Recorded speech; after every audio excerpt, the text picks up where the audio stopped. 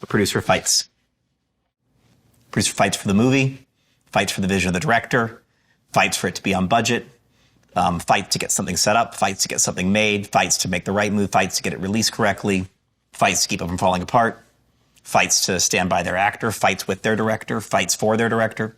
Yeah, I think fights is pretty good.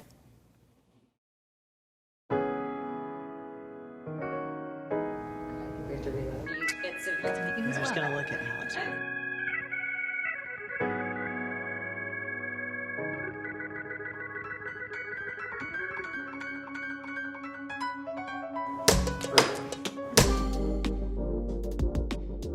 I was very lucky to be a young executive on a movie called Mississippi Masala. And we were shooting on the bayou, and I just thought, yeah, I want to do this. This is what I'm going to do. Coated in chemicals and sweating like a pig. It was awesome. I grew up in 80s Arkansas, so I didn't hunt, I didn't play sports, I didn't fish, and I love movies, and I thought I wanted to be a director. And I got to college, and actually Christine Vachon, who's a legendary independent film producer, had gone there, and she was just starting to make her mark. And I thought, maybe I'd rather be her than a director. And so I got out of college and I started working for her and never looked back. So I literally went through the yellow pages. When I got to Creative Artists Agency, I called them, are you hiring? And I got an interview. For me, I think it was really in Hunger Games as I started to really feel just how lucky I was to be living inside these stories that I loved. I grew up loving American Westerns. I grew up loving Star Wars. I grew up loving Lord of the Rings. But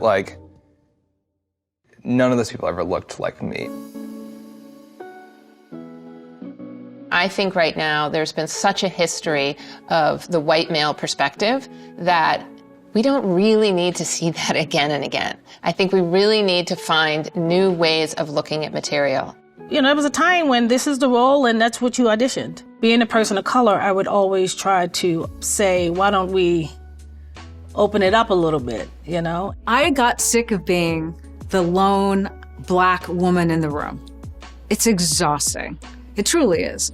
It's not something that I think is something that I would like to help perpetuate. For the most part, you know, the world would like to make me invisible, would like to cast aspersions about what they think I am because my hair is natural or the color of my skin. And so I've certainly been in spaces where I've made a suggestion, no one responds. 20 minutes later, a guy makes the same one. And people are like, oh my gosh, it's brilliant. And I'm like, well, excuse me. I think it grates on you when you don't ever see yourself represented. You find yourself kind of constantly wanting to just be white or be normal or whatever that means. Once you sort of see yourself as a superhero on screen or see yourself as the hero of a film, it opens up the world of possibilities to you and to what you can actually accomplish. It starts with telling people that they can be storytellers, that there's a path to getting your stories told, that you can be an actor, that you can be a director. I don't believe in diversity for the sake of diversity, but I know that there are so many amazing women and people of color out there who simply haven't been given a shot. I always think that our show is at its best when we're highlighting that these women are Black, but that's not the story. Because every single day, I'm not walking through my day going, I'm Black, I'm Black, I'm Black, I'm Black, I'm Black. I think that TV can't create revolution, but it can create radical empathy. It can bring somebody into your living room or you go into a theater and you can empathize with somebody and connect with somebody from a completely different walk of life, who's having a completely different experience. And so why shouldn't the people who see movies get to see stories told by people who share their experience, share their identity, and why shouldn't the people on screen reflect the people in the audience? We get in tons of scripts, hundreds of scripts every single week. For us, it's okay, even if this thing could be a movie, why should it be a movie? Is it pushing the culture forward?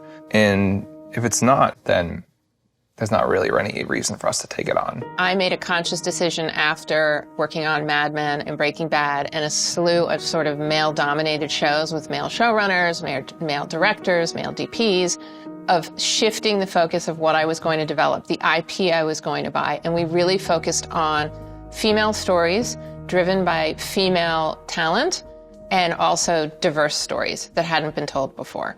There's like a social responsibility that comes with making film and TV and art and media because it affects so many different people, especially making sure that there's an emphasis on diversity in front of and behind the camera as well. And because as the producers, we're the ones that in a lot of ways get to help dictate those decisions. The only way you can have more mixed crews and a more representative world is that you have to give people jobs.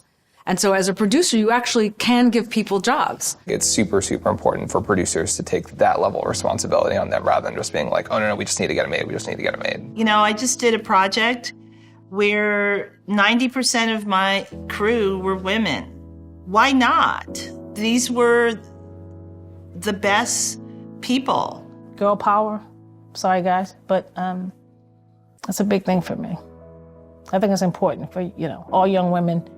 So I guess that would make my heart, that touches me.